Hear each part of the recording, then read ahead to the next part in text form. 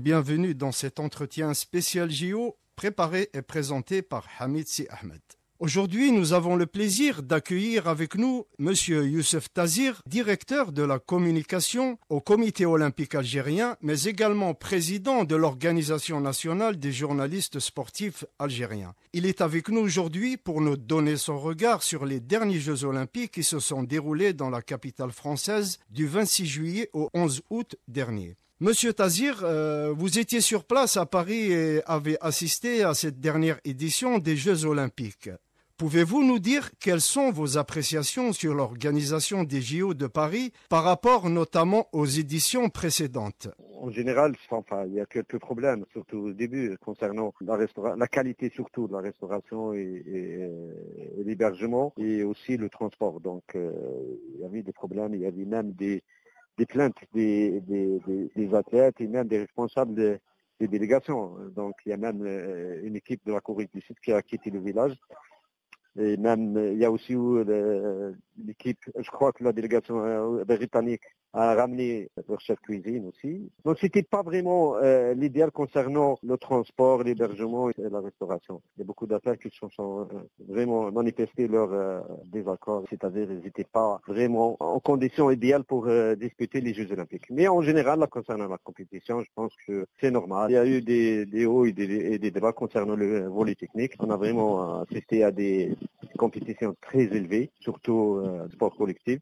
On a vu un demi-finale extraordinaire entre les États-Unis et la Serbie en basket en demi-finale et même les compétitions. Quels ont été, selon vous, les points forts et les faiblesses de la performance des athlètes algériens? Vous connaissez les résultats des athlètes algériens. D'abord, félicitations pour nos trois athlètes, Djamel Sejati, Kylian Mour et Amina Khalif. La médaille d'or de Iman Khalif est historique pour la boxe féminine. De même aussi pour Kylian Mour. D'ailleurs, c'est historique aussi pour le monde arabe et le continent africain. C'est la première fois que la gymnastique africaine et arabe gagne une médaille d'or lors des Jeux olympiques. Donc, c'est historique les résultats enregistrés au JO de Paris de la part des athlètes algériens. Peut-être qu'on méritait mieux, peut-être qu'on aurait pu gagner d'autres médailles, mais bon, il faut se contenter de ce qu'on a réalisé. Hein. C'était prévisible au départ. On a misé sur trois disciplines, c'est-à-dire la boxe, l'athlétisme et la gymnastique. Et je pense que Paris est réussi par nos athlètes et par le comité olympique algérien. Monsieur Tazir, et concernant le niveau africain d'une manière générale lors de ces Jeux, comment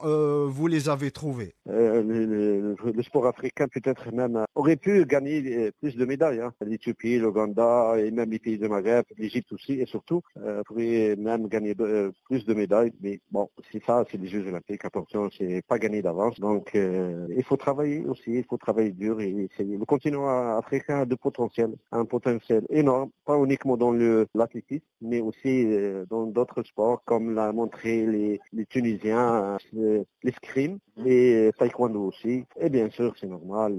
Malheureusement pour l'Égypte, dans le handball, malheureusement, ça n'a pas marché bien. Ils se sont arrêtés, se sont éliminés au quart de finale contre l'Espagne.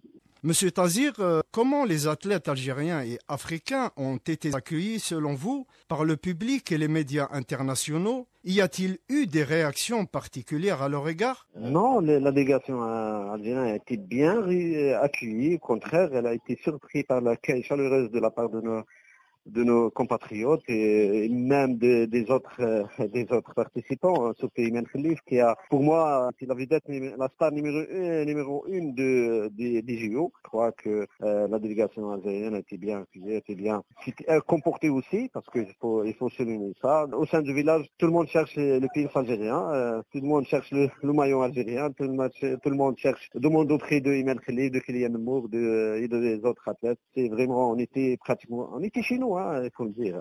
On était chez nous, que ce soit au village olympique, que ce soit au site de compétition. Quel impact ont eu ces Jeux olympiques sur le sport algérien en général?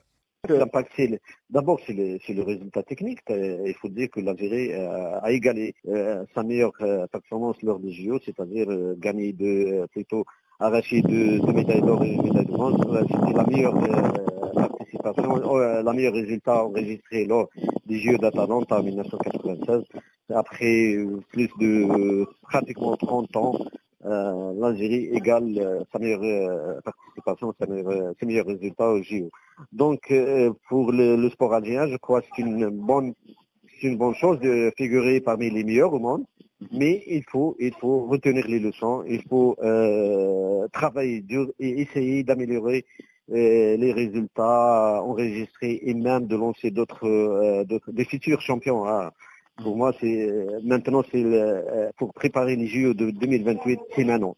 C'est maintenant et c'est pas demain. Monsieur Tazir, et concernant l'impact sur le sport mondial, en quelque sorte, est-ce que ces Jeux olympiques ont eu un impact sur une nouvelle vision du sport international d'une manière générale? Une nouvelle vision, oui, bien sûr, c'est à chaque fois, les instances internationales essayent chaque fois d'améliorer les choses, c'est-à-dire, et même de se lancer dans d'autres, c'est-à-dire stratégies. Sûrement, en 2028, il y aura d'autres sports, de nouveaux sports qui rentrent dans le programme olympique. Je pense que la présence massive du public donne des garanties aux organisateurs et aux responsables du sport mondial pour améliorer surtout et pour élever le niveau, peut-être en matière de qualification, en matière de préparation aussi et en matière aussi de logistique, parce que le logistique aujourd'hui est très important. Et on a remarqué la présence massive des sponsors et des partenaires économiques pour accompagner le sport. Et comme tout le monde le sait aujourd'hui, le sport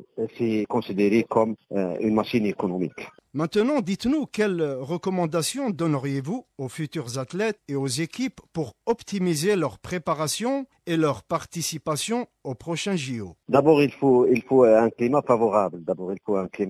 C'est-à-dire quand je parle de climat favorable, donc je parle directement de la stabilité. La stabilité au sein des instances est très importante. Deuxièmement, il faut détecter à l'avance, c'est-à-dire les talents, puis les envoyer au meilleur centre de préparation au monde, parce que l'Algérien a du potentiel. Et il suffit juste de mieux s'organiser, entourer des experts, que ce soit locaux ou internationaux. La troisième des choses, je crois qu'il faut investir dans la volonté politique qui existe réellement en Algérie. Quatrièmement, il faut retenir les leçons des récentes participations aux manifestations internationales. Monsieur Tazir, avant de se quitter, dites-nous comment va l'Organisation nationale des journalistes sportifs algériens. Ça se porte bien, c'est les vacances, c'est l'été, c'est normal. Inch'Allah, oui, mais ça, il faut l'implication de tout le monde. Oui, bien sûr, on est là pour améliorer les conditions de travail des journalistes, mais il faut l'implication de tout le monde et la participation de tout le monde. Nous arrivons à la fin de cet entretien consacré au JO de Paris 2024. Chères auditrices, chers auditeurs, nous vous remercions de votre écoute et de votre fidélité. À bientôt.